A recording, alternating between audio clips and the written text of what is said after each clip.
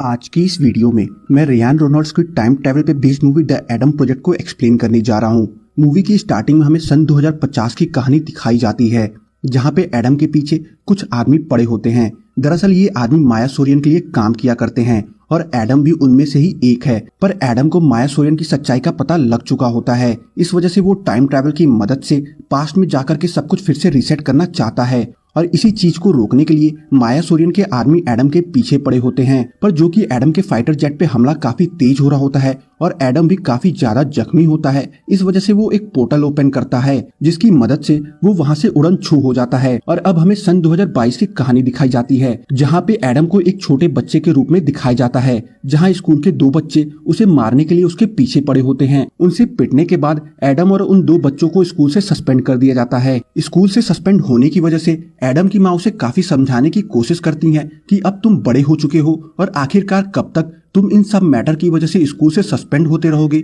दरअसल ये तीसरी बार होता है जब एडम लड़ाई की वजह से स्कूल से सस्पेंड हुआ होता है। और फिर उसी रात एडम की माँ अपने ही कलीग के साथ डेट पे जा रही होती हैं, जहां जाने से पहले वो एडम को यह हिदायत देती हैं कि वो घर से बाहर नहीं जाएगा। जिसके थोड़ी देर बाद ही एडम को जंगलों की तरफ से कुछ आवाजें सुनाई देती हैं, जिसे सुन करके वो उसके पीछे जाता है, पर उसे वहां कुछ नहीं मिलता। पर वापस आने के टाइम उसे अपने गैराज में किसी के होने का एहसास होता है और जब वो जाकर के देखता है तो पाता है कि टाइम ट्रेवल वाला एडम उसके गैराज में बैठा पड़ा है और काफी जख्मी भी है। खुद को ऐसा बच्चे के रूप में फिर से देख करके एडम उससे माँ के बारे में पूछता है और सीधा घर के अंदर चला जाता है, जहां अपने जख्म पे दवा लगाने के बाद वो छोटे एडम से यह बताता है कि मैं तुम ही हूँ जो कि टाइम ट्रैवल की वजह से यहाँ आया हूँ। और फिर बातों ही बातों में वो छोटे एडम से यह बताता है कि उसे सन 2018 में जाना था, पर कोऑर्डिनेट्स गलत लग जाने की वजह से वो यहाँ सन 2022 में आ गया।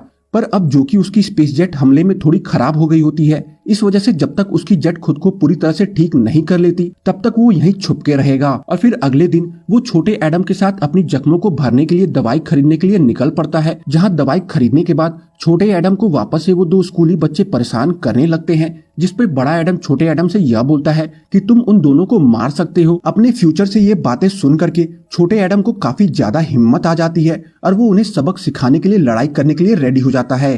पर वो एक बार फिर उन बच्चों से पिट जाता है, जिस पर छोटा एडम बड़े एडम से गुस्सा होकर के वहां से भाग जाता है। उसके वहां से चले जाने के बाद बड़ा एडम उन दोनों को धमकी देता है कि अगर फिर कभी तुम दोनों छोटे एडम को परेशान किए तो ये तुम सबके लिए सही नहीं होगा। और इधर छोटा एडम भागते भागते अपने गैराज में आ गया होता है, जहाँ वो बड़े एडम की सामान की तलाशी ले रहा होता है, जहाँ उसे फोन में एक लड़की की फोटो मिलती है, जिस पर वो उस फोटो को बड़े एडम के पास ले जा करके फोन में दिख रही लड़की के बारे में पूछता है। इस पर वो उससे यह बताता है कि ये उसकी वाइफ लॉरा है, जिसे फ्यूचर में एक मिशन के दौरान डैड की दोस्त माया सोरियन ने मार दिया है। और वो ये बातें कर ही रहे होते हैं कि तभी बड़े एडम को घर में किसी दूसरे के होने का एहसास होता है और इसके कुछ ही देर बाद हमें माया सोरियन के आदमी और एडम के बीच में एक शानदार फाइट दिखाई जाती है, जहां फाइट के बीच में ही एडम की वाइफ लॉरा एडम को प्रोटेक्ट करने आ जाती है। लॉरा को जिंदा देख करके एडम को यकीन नहीं हो रहा होता है। फाइट खत्म होने के बाद लॉरा एडम से यह बताती है कि उसका स्पेस जेट मिशन में खराब हो जाने की वजह से वो वापस से अपने टाइमलाइन में नहीं जा पाई। इस वजह से वो 2018 से यहीं फंसी पड़ी है। और इसके कुछ देर बाद लॉरा को माया सोरियन के आदमियों के आने की खबर लग जाती है, जिस पर वो एडम से यहाँ से जाने को बोलती है ताकि वो 2018 में जा करके अपने डैड की टाइम ट्रैवल वाली प्रोजेक्ट को कंप्लीट होने से रोक सके, ताकि माया सोरियन टाइमलाइन से ना खेल सके। लॉरा की ये बात सुन करके एडम टाइम पोर्टल की मदद से छोटे एडम को लेकर के सन 2018 में चला जाता है और इधर माया सोरियन लॉरा को मार देती हैं। 2018 में पहुंच करके वो सीधा अपने डैड से मिलने जाते हैं, जहां वो उन्हें सारी सच्चाई बता देती हैं कि कैसे माया सोरियन अपने निजी फायदे के लिए वो द एडम प्रोजेक्ट की मदद से टाइमलाइन के साथ छेड़छाड़ कर रही है। पर पहले तो लुइस को एडम की बातों पर यकीन नहीं होता है, पर बाद में वो एडम की मदद करने की सोचता है, जिसके बाद वो एडम को उस मैग्नेटिक पार्टिकल एक्सीलरेटर के रिएक्टर के पास ले जाता है, जिसकी मदद से फ्यूचर में टाइम ट्रैवल पॉसिबल हो पाया है। वहां पहुंच करके वो जैसे ही उस प्रोजेक्ट को शट डाउन करने की कोशिश करते हैं, वहां माया सोरियन छोटे एडम के साथ आ जाती है और उन्हें ऐसा करने से मना करती है, क्योंकि अगर उन्होंने ऐसा करा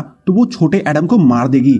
पर तभी छोटा एडम माया सोरियन के बंदूक को झटके से अपने ऊपर से हटा देता है, जिस वजह से माया सोरियन से गोली चल जाती है और वो गोली सीधा मैग्नेटिक एक्सीलरेटर रिएक्टर पे जा लगती है, जिस वजह से वहां मौजूद सभी आयरन पार्टिकल मैग्नेटिक रिएक्टर की तरफ खींचे चले जाते हैं। और इन्हीं सबके बीच माया सोरियन एडम और उसके डैड लुइस को यह बताती है कि कैसे उसने इस एडम प्रोजेक्ट की मदद से उसने एडम की वाइफ लॉरा को 2 बार मारा है। और इतना कह करके वो लुइस को मारने के लिए उस पर गोली चला देती है, पर जो कि उस चैम्बर में इलेक्ट्रोमैग्नेटिक फील्ड काफी ज्यादा हाई होता है, इस वजह से वो गोली लुइस को ना लग करके उस टाइमलाइन में मौजूद यंग माया सोरियन को जा लगती है, जिस वजह से दोनों टाइमलाइन की माया सोरियन एक साथ खत्म हो जाती हैं। द एडम प्रोजेक्ट को हमेशा के लिए शट डाउन करने के बाद लुइस अपने बच्चों के साथ अपने घर आकर के उनके साथ कैच खेलना स्टार्ट कर देता है, जिसके थोड़ी देर बाद एडम और छोटा एडम अपने टाइमलाइन में वापस जा पहुंचते हैं। और अब जो कि माया सोरियन मर चुकी होती है, पर जिंदा रहते उसने टाइमलाइन के साथ बहुत ज्यादा छेड़छाड़ करा होता है, इस वजह से बड़ा एडम 2050 में ना जा करके 2046 में जा पहुंचता है, जहां उसकी अपनी ट्रेनिंग क्लास के दौरान लॉरा से मुलाकात होती है। और ये मूवी यहीं पे खत्म हो जाती है। इसी के साथ आज का वीडियो हम खत्म करते हैं।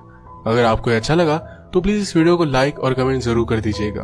मैं बहुत सारी मूवीज लेकर आता रहता हूँ, तो प्लीज इस चैनल को सब्सक्राइब कर दीजिए और बेल नोटिफिकेशन आइकॉन दबाना मत भूलिएगा। हम फिर से मिलेंगे और एक नई मूवी के साथ। तब तक के लिए थैंक यू और आप अपने आप का ख्याल रखिए।